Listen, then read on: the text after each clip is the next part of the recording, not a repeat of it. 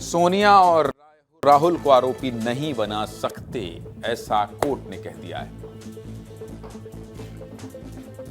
कहते हैं राजनीति मौका परस्त होती है। जो पार्टी मौकों को सही से भुनाती है उसको फायदा होता है और जो पार्टी मौके गंवाती है उसको नुकसान।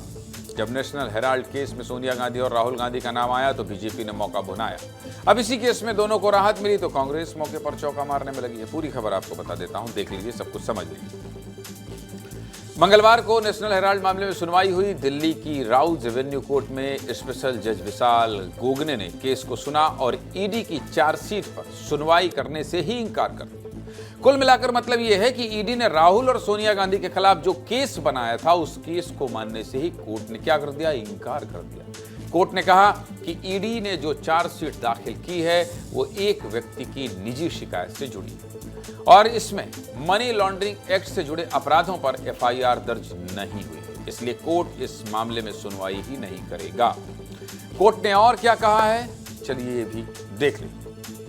दिल्ली की राउज एवेन्यू कोर्ट ने कहा कि ईडी ने पूरी प्रक्रिया ही पलट दी। पहले जांच की, फिर एफआईआर की, जबकि ईडी को पहले एफआईआर करनी चाहिए थी, उसके बाद जांच होती। कोर्ट ने यह भी कहा कि एफआईआर जांच प्रक्रिया की बुनियाद होती है। निजी शिकायत इस स्तर की जांच का विकल्प नहीं है। निजी शिकायतकर्ता ईडी जैसी एजेंसी के साथ समन्वय नहीं कर सकता, इसलिए हम सुनवाई नहीं करेंगे। कोर्ट ने ये बातें कही तो कांग्रेस खेमे में जश्न शुरू हो गया। कांग्रेस को लगा कि ये तो वापसी का बहुत अच्छा मौका है और उसने इस मौके को बिल्कुल जाने नहीं दिया। मंगलवार को आदेश आने के बाद बुधवार को संसद में कांग्रेस के सांसदों ने हाथों में सत्यमेव जयते के पोस्टर लेकर प्रदर्शन किया और यहां से प्रदर्शन की शुरुआत होती है और इन 4 तस्वीरों में आपको दिखा देता हूं। बात दिल्ली, इसके बाद क्या हुआ? दिल्ली, मुंबई, भोपाल, जयपुर, कोलकाता, लखनऊ, भुवनेश्वर, पंचकुला से लेकर रायपुर, जम्मू कश्मीर तक कांग्रेस के नेता सड़कों पर नजर आए। प्रदर्शन सिर्फ सड़कों तक नहीं थमा। छत्तीसगढ़ कांग्रेस के विधायकों ने विधानसभा में भी सत्यमेव जयते के पोस्टर लेकर हंगामा किया। कांग्रेस के बड़े बड़े नेता इन प्रदर्शनों में शामिल हुए। लखनऊ में अजय राय मैदान में थे तो भोपाल में जीतू पटवारी ने कमान सभा ली हुई थी। इन 4 तस्वीरों को दिखा रहा हूं, इन्हें भी देखिए। भोपाल में हुए इस प्रदर्शन में बीजेपी दफ्तर को घेरने की कोशिश की गई। मध्य प्रदेश कांग्रेस के विधायक और बड़े नेता इस प्रदर्शन की अगुवाई कर रहे थे। पुलिस ने भी कांग्रेस के नेताओं को रोकने के लिए बैरिकेडिंग की हुई थी, लेकिन कांग्रेस नेता इन बैरिकेडिंग पर चढ़ गए और जब पुलिस के बार बार कहने पर भी कांग्रेस कार्यकर्ता नहीं माने तो पुलिस को वाटर कैनन का इस्तेमाल करना पड़ा। संसद से लेकर सड़क तक हुए कांग्रेस के इस प्रदर्शन पर पहले आपको एक रिपोर्ट दिखा देता हूं, आप देख लीजिए कि देश भर में कहां कहां प्रदर्शन हुआ।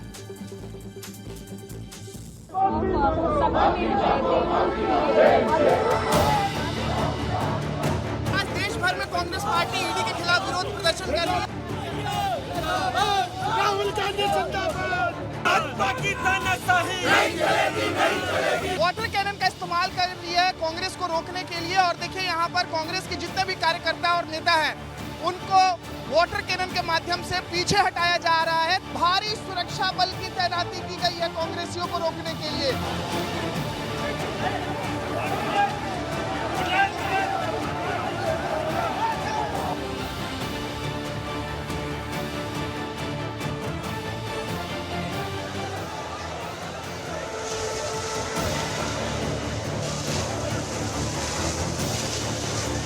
नरेंद्र मोदी ईडी दोनों का चेहरा बेनकाब हुआ है। भारतीय जनता पार्टी का चेहरा बेनकाब हुआ है। हमें गिरफ्तार करना, लाठियां चलाना तानाशाही है।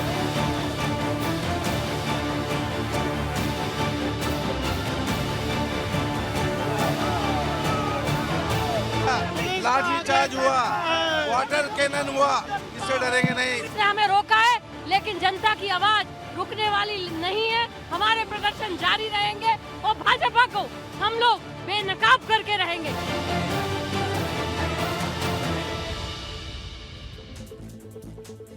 चलिए, हंगामे की तस्वीरें तो आपने देख ली। अब ये भी बता देते हैं कि ये नेशनल हेराल्ड केस क्या है। देखिए,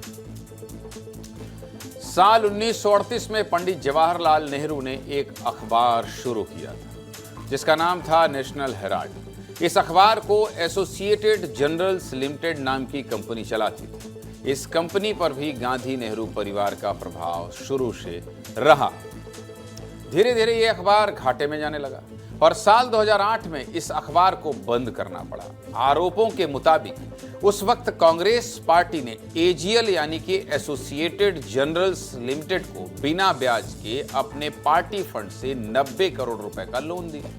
इसके बाद सोनिया गांधी और राहुल गांधी ने यंग इंडियन लिमिटेड नाम की एक कंपनी बनाई। अब हुआ क्या कि कांग्रेस पार्टी ने एजीएल को जो लोन दिया था वो लोन वो चुका नहीं पाई और यंग इंडियन लिमिटेड कंपनी को एजीएल की 99% हिस्सेदारी मिल गई, जिसकी वजह से एजीएल की 2000 करोड़ की संपत्ति यंग इंडियन कंपनी के नाम पर हो गई। ईडी का क्या आरोप है?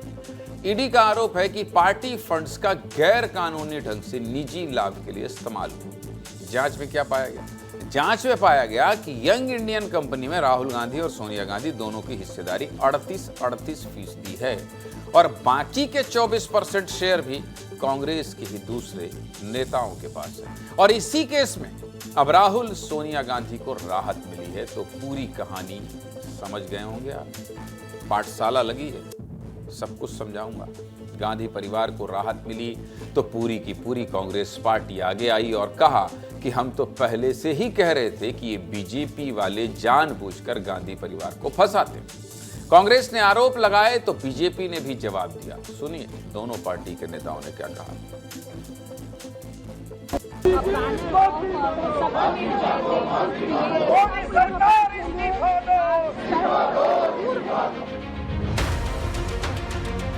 देखिए, हमने बार बार कहा है कि सत्य की जीत होगी। इस नेशनल हेराल्ड के केस में कुछ नहीं है, सच्चाई है। इसको घसीट के आगे ले जा रहे हैं, इसमें कुछ नहीं है। नेशनल हेराल्ड मामले में कोई बदले की कार्रवाई नहीं हो रही। आपने किस तरह एक हथियाने की कोशिश की, संस्था को हथियाने का काम किया, उस पर कार्रवाई हो रही है। देखिए, ईडी सीबीआई का जिस तरह से राजनीतिक विरोधियों को दबाने के लिए जो इस्तेमाल हो रहा है गलत है। बहुत ही आवश्यक है, क्योंकि हम सब जानते हैं जो नकली गांधी परिवार है ये केवल फरेब, धोखा, प्रोपेगेंडा इस पर ही जीवित रहता है। और आज कोर्ट ने इस पूरे केस का संज्ञान तक नहीं लिया, सिरे से खारिज कर दिया। और मुझे लगता है कि ये जो न्यायपालिका में हमारा भरोसा था उसका परिणाम है। राउज एवेन्यू कोर्ट ने बिना शुबा शक के कल कहा कि this case is illegal with malafide intent, ED के क्षेत्राधिकार से बाहर।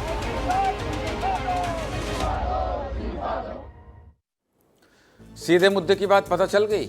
नहीं पता चली, बता देता हूं। सीधे मुद्दे की बात यह है कि मामला बहुत हाई प्रोफाइल था। गांधी परिवार का नाम इस केस में शामिल था और अब कांग्रेस इस मौके को जाने नहीं देना चाहती। आज तो प्रदर्शन की शुरुआत हुई, आगे और भी बड़े प्रदर्शनों की उम्मीद कर रही है कांग्रेस पार्टी और उनके कार्यकर्ता। आगे क्या हो सकता है? अमृत तिवारी दिल्ली से हैं। आगे क्या हो सकता है बता दीजिए। थोड़ा रूठे रूठे लग रहे हैं, कैमरामैन कुछ चिल्ला रहे थे क्या? बताइए आगे क्या हो सकता है। मुस्कुराइए यार, आप तनाव में ठीक नहीं लगते हैं। इतना बढ़िया ब्लेजर पहने हुए हैं, एकदम चौचक। बताइए आगे क्या हो सकता है इस पूरे मामले में।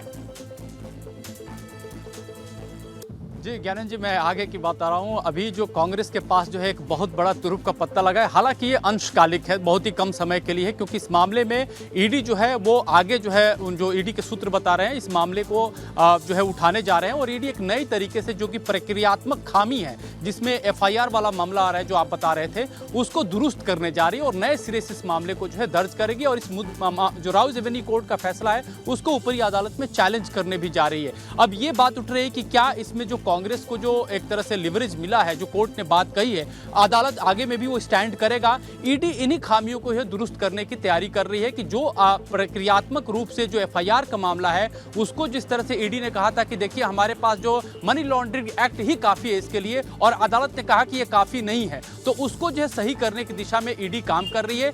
इस बीच में कांग्रेस की तरफ से एक मसौदा तैयार ये हुआ है कि जिस तरह से गांधी परिवार पे आरोप भारतीय जनता पार्टी लगाई है, अब इस फैसले के सहारे पूरे देश भर में जन जागरण आंदोलन चलाएगी। इसके उनका कहना है कि कहीं ना कहीं उनको एक टेक्निकल लाभ यहां मिला है, इसलिए जो पार्टी जो है हर जिले स्तर पे इस बात को ले जाएगी कि किस तरह से ईडी का दुरुपयोग भारतीय जनता पार्टी की सरकार। कुल मिलाकर जो हमने शुरू में बताया कि राजनीतिक दल कैसे भुनाते हैं चीजों को, अमृत जी, तो कुल मिला के मसला यही है कि अब कांग्रेस, जिस तरह से आरोप लगा था तो भारतीय जनता पार्टी ने हर जगह बोला था प्रेस कॉन्फ्रेंस करके, ये देखिए भ्रष्टाचार, ये देखिए गड़बड़ गांधी परिवार। अब वही कांग्रेस करेगी कि देख लीजिए भाई, कोर्ट ने ये कह दिया, कोर्ट ने ये कह दिया, कोर्ट ने ये कह दिया। बहुत बहुत धन्यवाद अमृत जी आपका।